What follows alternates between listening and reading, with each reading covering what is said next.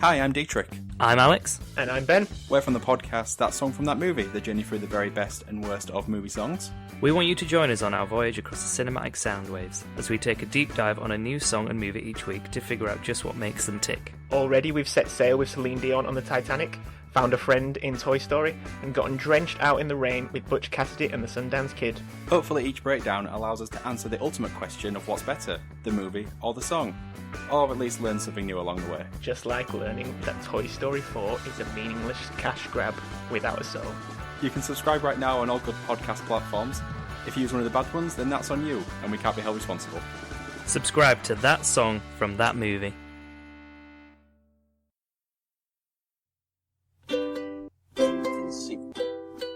Inconceivable! Inconceivable!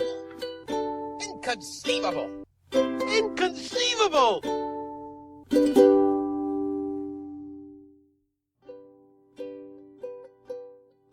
Welcome back, ladies and gentlemen. Inconceivable Season 2, Episode 1. Woo! Woohoo. The excitement is like a solid 4 out of 10. It's palpable. We have to give ourselves more credit. It's more than 4. 4.5? Oh, Lord. Okay, maybe I'm not as excited because we got... So what happened was I was so excited about all the stories I had planned for Season 1 that we started recording like 2 at a time, if not 3 in the same day. Yeah. A couple times. And now we're caught up, basically. Yeah, so now I'm currently reading the very last story that I actually have planned. I have a list of ideas that I need to do all the research and Googling for, but this is just the last full story that I have Fleshed complete. So maybe I'm less excited because I don't really have... Like, I don't know what I have in store for the rest of Season 2. It's a mystery for us and for you. Yeah. I don't know what we're gonna do, but this mystery that plagues me and you. But together I know we'll see it through. Yeah. Dr. Seuss? Dr. Seuss. Interesting. Or you know, Scoff 2020. Yeah. Attribute it. Copyrighted. Copyrighted. Copyrighted. So... I think a lot of people, including yourself, might have heard of some of the details of this case before. Okay. But I'm gonna, lay it all out, everything I was able to find in my research in several different areas. Okay. So that maybe there's some things you haven't heard. But yeah, I think it'll be an interesting one. Let's do it. I like interesting. I should do my shout out. Do your shout out. Who have I shouted out? You've shouted at many people. Oh dear. I should have a list and I'm crossing off as I go. Okay. Let me just quickly run through my... So we did Drink Drunk Dead, go check them out. We did Studying Scarlet, go check them out. We did Yield Crime, and we did Let's Not Meet. Yes. Okay. So, I next want to give a shout out to So Horrified. I didn't mention them to you yet either. No, I haven't heard this one. And this couple of hosts... When I first listened, I was like, wow, they sound like legit radio hosts. You know? Like, just... This just in breaking news. No, seriously, just the way... Something about their personalities and the way they spoke, they just sounded very at ease and very professional, almost as if they had been doing this a while longer. Yeah, that makes sense, yeah. Then maybe some of us more indie podcasts who are just recording in our basement with our cats. Not us. We have a whole studio. It's gorgeous. There's buttons no one's and gonna stuff. Buy that. It even has a record thing. We have the best stuff. No one is going to buy that. It's the illusion. It's inconceivable. Ha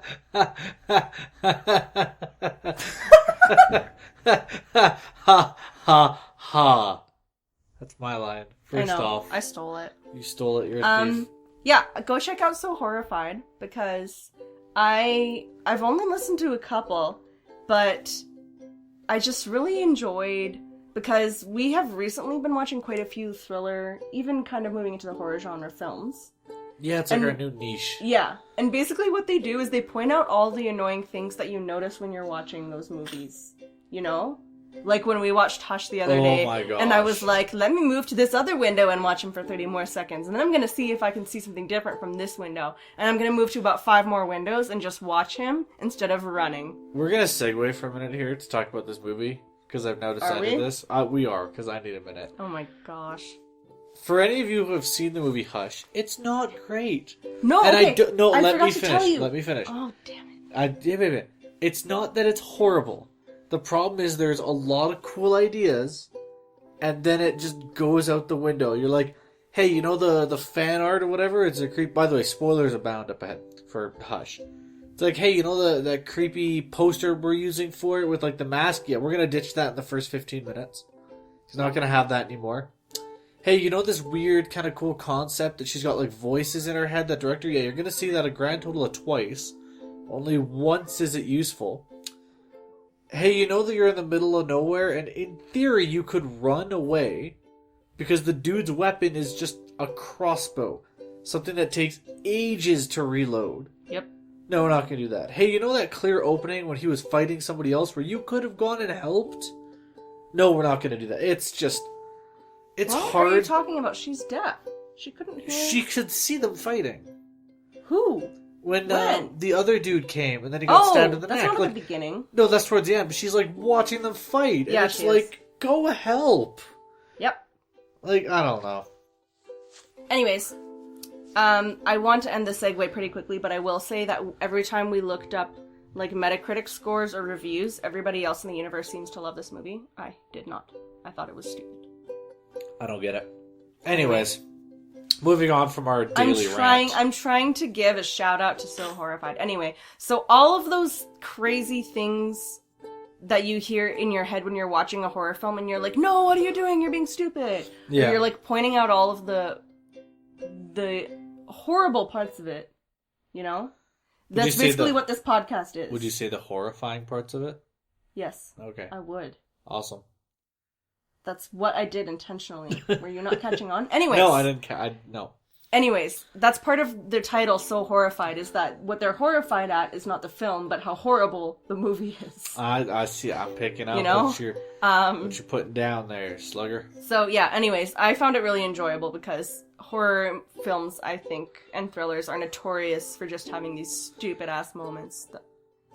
I feel like they can be the worst genre for plot holes. Yeah. Or just like common sense holes. Yes, Where you're kind of common like, sense holes is the right term. You're like, okay, I totally get what you're doing, but this doesn't make sense. Yeah. There's a YouTube channel that I'm gonna call out. I realize it's not a podcast, but it does similar thing, and he's great. It's Found Flicks. Found flicks. He does ending explains for movies that are just specifically horror movies that make no sense whatsoever. Okay. It's literally just him pointing out, like, okay, this doesn't make a goddamn, like, lick of sense. Let's try to explain what's happening. Okay. But So go check out So Horrified if you ever are watching, you know, these kinds of films and you're cringing internally, or you think that you could handle the situation loads better than these dumbass people. Yeah, it's fun check it out. and funny. Fun and funny. So moving on to our actual story. We're so sorry that our segues were so long. I'm not. Um, He's not. The cat agrees with me. yeah. I did want to introduce... I have to do another segue, I'm sorry. I just started reading my notes. We're gonna have, like, a fleet of segues. I'm sorry. I just wanted to introduce season 2 by saying that I have a particular goal, and you know what this goal is. I know what the goal is. Which is that I enjoy stories of any kind, but as a, you know, couple of people from Canada, it is sort of annoying when, Every other story is, like, the About the US United or States. Canada or... when stories are dominated by just one part of the world, I just personally find that, you know, a little frustrating. I want to hear about international stories. Because crazy things happen everywhere, not just the US. So... Believe it or not, the US does not have a patent on crazy shit. I know it might be hard to believe, but weird things do happen in other parts, and that's what we try to highlight. So, my goal for all of you listeners, because I'm especially looking for more listener stories, or even just recommendations for stories that are harder to find. Because, granted, the reason a lot of stories come from the US is because they're so easy to find. It's hard to find stories from, like, Afghanistan. Anyway. At least for our version. For our topic. Because I've been starting with the A's. Yeah. And going through Afghanistan, Algeria, those places, and I'm Azkaban. really struggling. Yeah. Really struggling. Anyways, so we want to talk about as many countries as possible, and our goal throughout the entire series is to hit... I feel like it might be impossible to hit every country, but to knock off as many countries as we can. So that we've talked about international stuff. It'd be kind of fun to go alphabetically. What's the last country? I don't know. I told you I'm starting with A.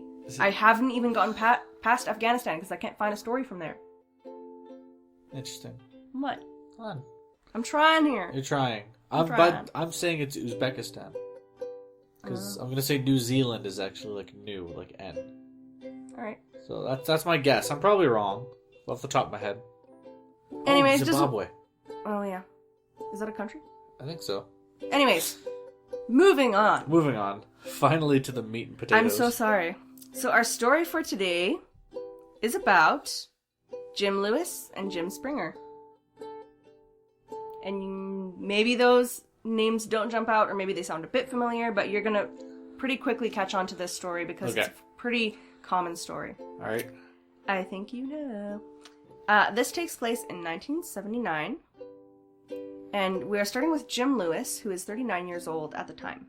Okay.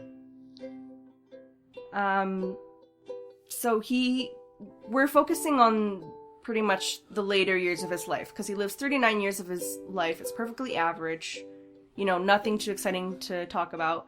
And then there's just this twist of fate that is both scientifically baffling and eerily fascinating. Are you ready? I'm ready. So, it was common knowledge, I guess, to him and his family that he was adopted. Because his adoptive mother would talk about it.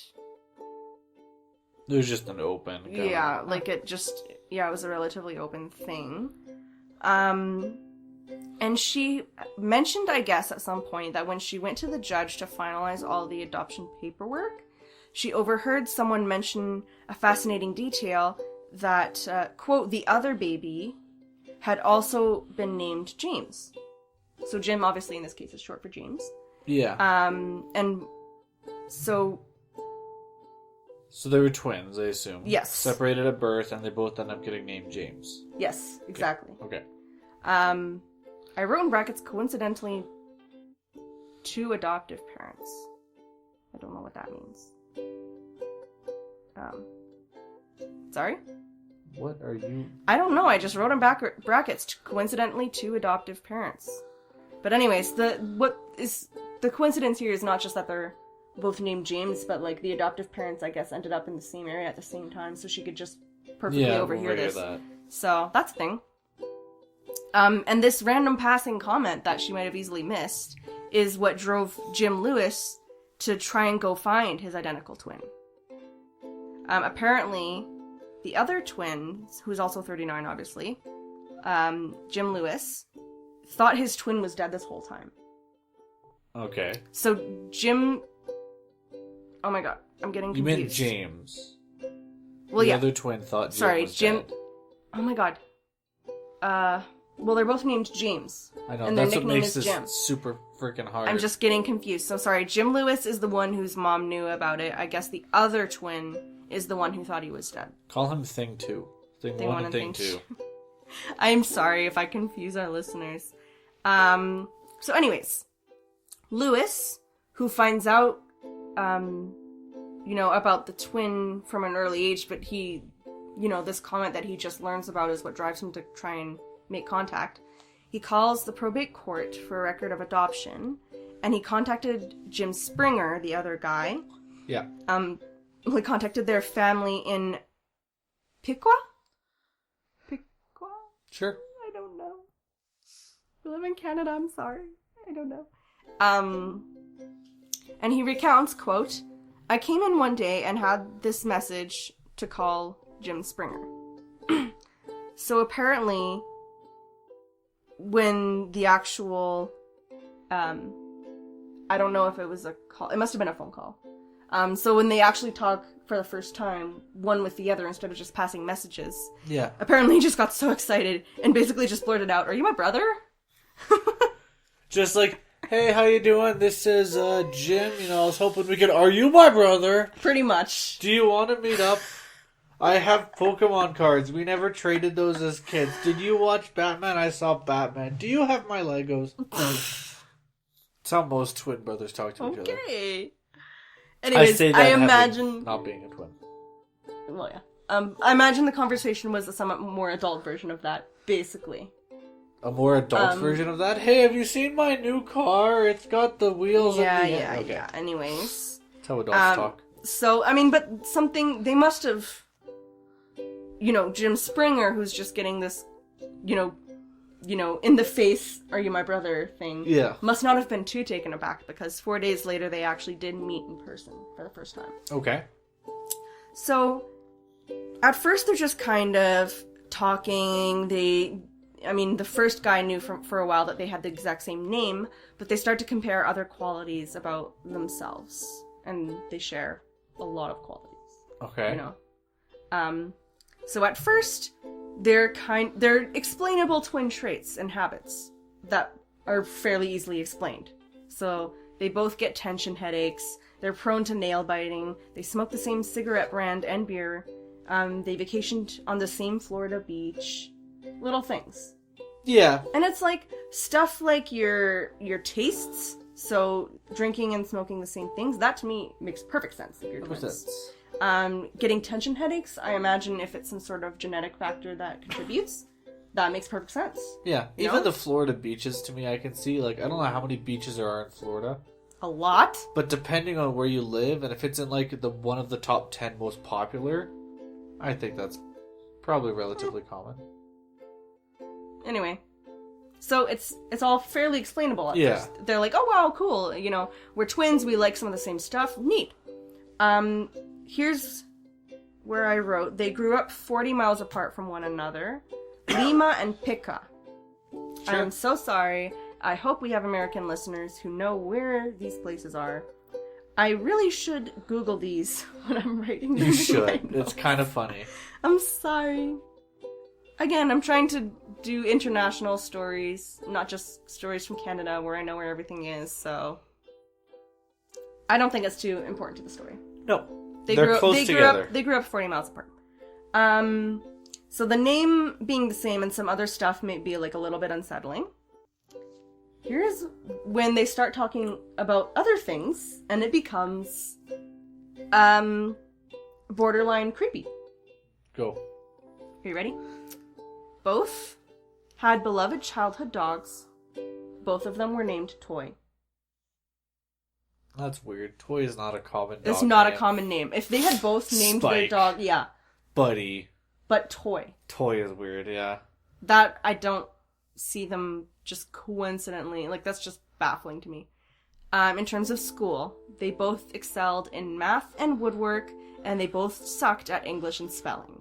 That, again, to me just is, you know, like, You could explain a little bit of that I by think- genetics. I think there's a as- genetic factor. Like, my Right. dad's an engineer, we're all good at math. That is just a thing. Yeah. You know?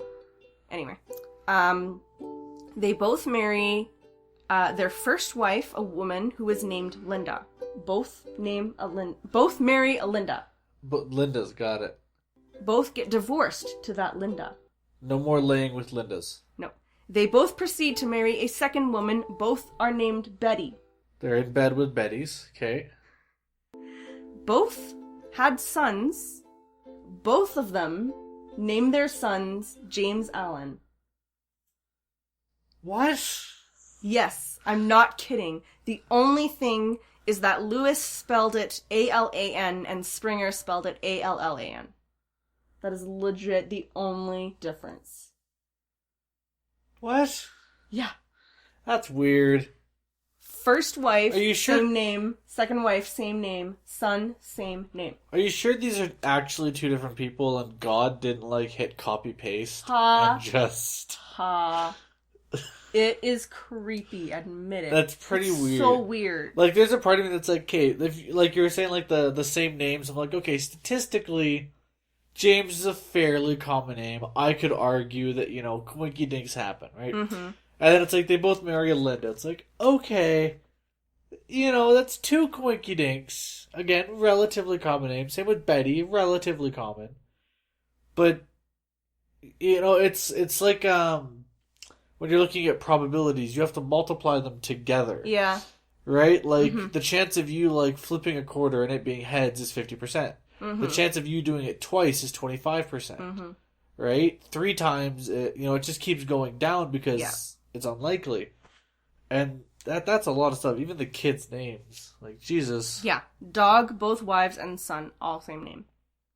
Creepy. It's weird. They both are heavy smokers, and we mentioned that they like the same brand. Yep. They both drove a light blue Chevrolet. Oh my gosh.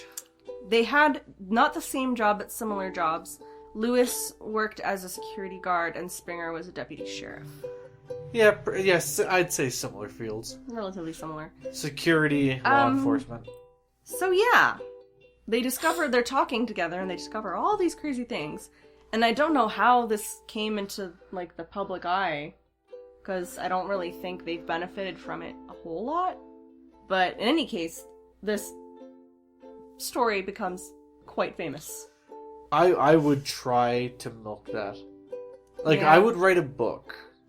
I If mean, I I'm was not the sure they brothers. But, and like, you make that and it's just talking about the similarities, and then in the book you have meetings of, like, mathematicians and other experts and psychologists, and make a whole thing about how unlikely it is for these events to occur. Like, the mathematician could be like, it's a 1 in 15 billion chance, and the psychologist could be like, some of these trends are understandable, the others make no sense. Like, you could do a whole thing on that. So I'm kind of getting into that. That was a good segue. So basically, because this case became famous for whatever reason, I don't know if they consulted a doctor who then kind of made the story public or something, but scientists have obviously considered these twins to be very, very, very valuable for a twin study. Yeah. Because a lot of twins grow up together in the same household. But these guys have separate environments. For 39 years. Yeah. That's a long time. What's that old debate, nature versus nurture? They I'm have the getting same... to that. Don't go too fast. I don't even know where you're headed. I can't Yes, know if... you do. You literally just said it. Just slow down. Slow Let me get there. down.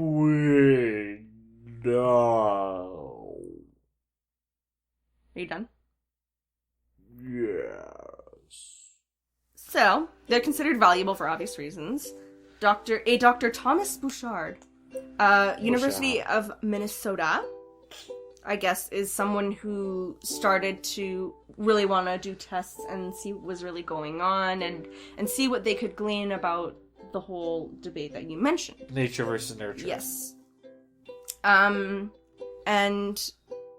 so he looked at their medical histories and did brainwave tests that were together basically identical. Medical history basically identical, which that doesn't surprise me. They're twins. Brainwave tests, that to me is a bit less explainable. Yeah, for those of you who aren't quite familiar with the nature versus nurture argument, it's largely used, like, we used it a lot in childcare when you're kind of looking at it from that aspect. The idea is like, are you the person you are because you're born that way? Like, there's a genetic component to it, or is how you are raised more important? Most people agree it's a balance. Yeah. That's kind of like the nature, how you're born, versus your nurture, which plays a more significant role in building the person you are. Like, you can be predisposed to, like, heart attack or medical conditions, or even, like, smoking, right? Like, there could be something like that in your genes, or if you grow up in a household that emphasizes that stuff or other stuff, you can move towards it or away from it. So that's just kind of like the debate.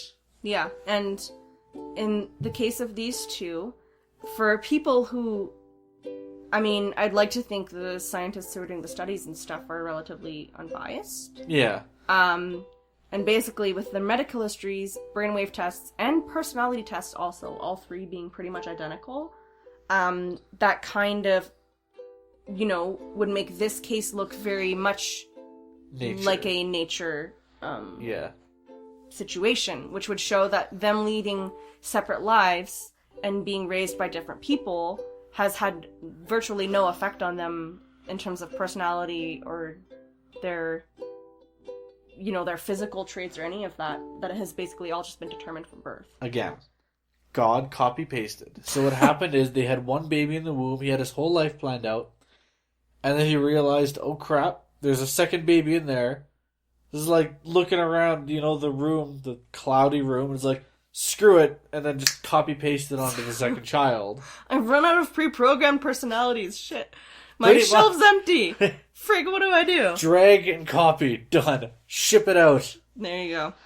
Anyways, so cases like this one obviously go on to influence a lot of nature and nurture theories.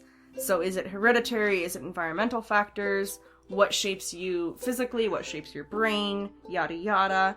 And as you mentioned, for most people, it's usually considered to be both. Yeah. And I remember a very specific experiment that we saw in our psychology, like a child's brain and the development of the brain. And it was about the whole nature and nurture debate, and it had something to do with mice. Mice? It was something to do with mice and, like, obesity? Or mice and depression or something? I'm pulling. You don't remember that? I don't. Because it proved that it was both. Because if they had, like, a parent who suffered from something, whether it be depression or obesity or something, and then they took the baby mice away from the parent and put them in a, let's say, environment with a mother who either wasn't, you know what I'm saying? I get what you're so saying. if they have the genetic factor, but you put them in a environment that might lessen those factors, then it improves. And then if they also have on the other hand, if they have a parent who is like healthy, but they're put in an unhealthy environment, then it changes. But it's like they did it with those two different control groups, right? I've always thought of it like, so you saw a difference. When you're born, you start life with a toolbox. And everyone has a different size, a different shape, a different color. Everyone has different tools inside of it. Like, I myself have a toolbox that has a history book. That's just my special thing. I don't have a hammer in my toolbox because I can't fix shit. I'm not a handyman, right?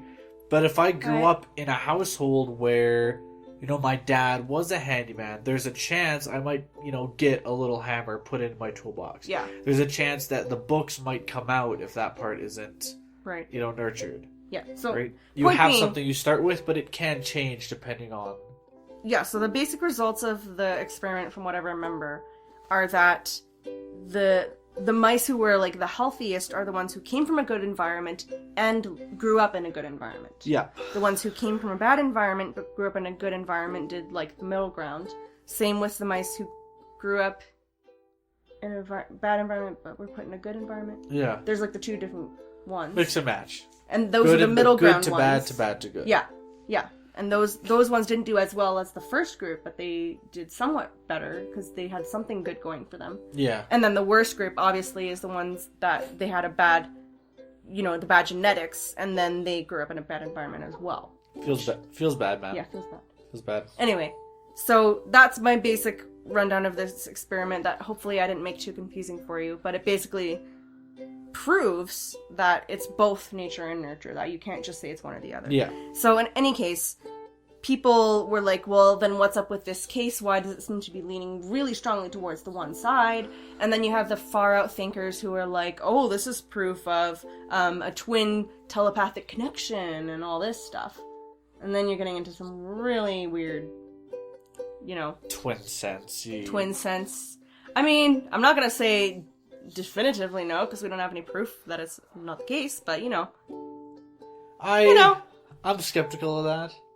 I'm one of those, like, if you look at data on a chart, you will always have outliers. Yeah. Like, data points that are so far off to one side that it's honestly just a super rare occurrence and it's not indicative of the general trend. Mm-hmm. I think that they just happen to have a really weird bunch of coincidences. It's super neat. It's very cool. Statistically, it's probably near impossible. Yeah. But I don't think this means that, like, they're secretly, like, influencing each other subconsciously, or that your environment has no effect on who you are. You're destined to be a certain way. But it is a really neat story. It's a neat story. Especially since the one twin spent 39 years believing his twin was dead. That's the kicker, That'd be hard. That'd be really hard. That'd be like if you found out tomorrow that you had another brother or another sister. Yeah, that'd be... I mean, depends on the situation. It could be really cool. Because I've heard a lot of stories from people who their parents were in multiple relationships, like they got divorced early and they've moved on or whatever. And then they find out they have a half-sister somewhere, and they get to meet that half-sister later in life. I don't think that'd be so bad. My dad sounds cool. Always used to joke when I was a kid and I was getting into trouble. His way of making me behave was to tell me that if I wasn't going to listen, he would put me up in the attic with my other brother. And my other brother's name was Billy Bob Mulcahy. Okay. I was 4 at the time, so I'm now going to find out a few years down the line that I actually do have a secret brother named Billy Bob. Oh, Lord. So that'd be the equivalent. That sounds like that episode of The Simpsons with the evil Bart. Evil, exactly. But I'm the evil one. Okay, that's an interesting parenting strategy. Yeah. I want to get to the end of this because, my whole point was that this case leans so far to one side, which is nature instead of nurture, right? Well, I actually have a case that you might remember from our psychology class that is the opposite of this case. So this was a documentary film called Twin Sisters. Starting to come back. Yeah. So Chinese twins named Mia and Alexandra. Okay. And they don't know that they even have a twin until adulthood because of the way this program worked. It was a very private adoption program. Yeah. Very different from the Jim/James situation. So, the parents remembered the only reason they found out later in life is because the parents remembered when they went to the place wherever the adoption was happening. They remembered seeing another couple with a baby who looked just like their baby and who was dressed the same way as well, which they found very odd. Yeah. And they exchanged information, but they did end up just kind of going their separate ways. And in the case of the Jim/James folk, who grew up only 40 miles apart, these twins, one was raised in America, and the other was raised all the way over in Norway. So a little bit more than 40. A little bit, yeah. Maybe like 50 miles. Yeah. You know? So, with the Jim and Jim case, they both grow up in the same area. The culture, I would say, is pretty much the same. Right? Yeah, only 40 miles, you're not going to have a huge... Not like, don't get me really. wrong, depending on where you are, like 5 blocks can mean a huge thing, but I suppose, generally speaking... I'm not trying to sound like, you know... No, I know you're not, I'm just clarifying. But yeah, like generally speaking, they both grow up in America, let's say. Yeah. Whereas here you have an American culture, an American family, and then you have a Norway culture, a Norway family, which I don't know a ton about Norway, but I just think that those lifestyle differences could have contributed to why this case is so different. So basically, this case is the opposite, right? You have the one who's raised in America who is living the princess bustling life. Oh. You know? Like, relatively well-off family, goes to a lot of extracurricular activities, that kind of thing. Okay. You know, like the schedule where it's like, I have, I don't remember specifically what she does, but let's just say like piano lessons, swimming lessons. Yeah. And, finish my AP bio homework. And whatever. Whatever it is. So, that type of life. And then the one who's raised in Norway, it's like the farm life. Like they're in the middle of nowhere in this nice little cabin house. She's finding rats and making them her pet. And it's just like this calm, adventurous, not afraid of dirt or bugs situation, which is completely different. Completely different, yeah. So obviously, when the parents finally decide to get in touch with one another all those years later, I forget how old they were. I think that they were 9 or so the very first time they met, and they met several times throughout their lives, because it's obviously expensive to do all that traveling. Yeah. But I think they took turns, so one, like the Norway family would come to America the first time, and then years later, the American family would go to Norway. And it was a very neat documentary. But the point being was that they look and act alike in certain ways, these twins. But what the documentary really tried to do was emphasize their differences, to show that nurture and environment do have a role in how they're shaped as people. These kids were basically born with the same genetic template. Yeah. But it's like you're working on it upstairs. It's one of those paintings where you match the colors with like numbers in your thing. It's like they both have the same portrait, but they were colored in very different ways. Yeah, that's a good way to put it. Very different schemes. Yeah. So anyways, I just wanted to present that kind of opposing case because I thought that was pretty interesting. But what do we think about the Jim and Jim case and how freaky that is? It's conceivable, it's just really messed up. Yeah. Like... Yeah. I don't know what the statistical probabilities of all these things are. Like, being named James, I don't know, maybe like 1 in 100. James is a pretty common name. Mm-hmm. Getting divorced is like, what, 40% chance now? Yeah. Right? That you're gonna get divorced. Same with like Betty and Linda. They're relatively common names. And same with even the kid's name, Alan. But all of James those... Allen. James, okay, that makes it a little bit harder. Mm-hmm. But all of those things happening turns it like, it's conceivable, but it's like, holy crap. The coincidences. I'd love to see like the numbers on this. Like, have someone break it down and be like, this really is a good 1 in a, you know. Yeah. Actually do it and figure out how improbable it is. Yeah, that'd be interesting.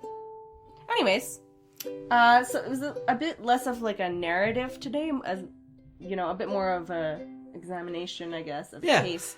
But I just thought it was really interesting and crazy how coinky-dinky it is. Very coinky-dinky. So hopefully I'll have maybe a bit more story-driven, narrative-driven one for next week. Because, like I said, I'm reading my last plan, so I have no idea what's going to happen next week. We don't know the future. Yeah, that'll make it maybe an extra level of exciting on top of season 1, where I literally had the whole season figured out. So yeah, you had it planned before. I think you had done like 5 episodes before we recorded the first one. Yeah. So, at least, now we're flying by the seat of our pants. Yeah, it's gonna be great. It'll be fun, and it will be a good story to share next time on Inconceivable. See you later. Have a good one. Bye. You know what I didn't realize? Every time I say "see you later," that doesn't make sense. Why? Because it's they can't a podcast. see us. I mean, they, you know, and they can't see us. We could describe what we look like. Like, you have a face. No, but we need a better eyes. outro. Like, be listened by you later. Be listened by you. That's what you want as your outro. Be listened by you later. Be hearing our voices at a different time. Well, I don't know. We need a better outro than see you later. That doesn't make sense. I don't know. Come be inconceivable with us? No. I want to find something stupid cheesy. I want it to be something like, it would be super conceivable for you to join us next time.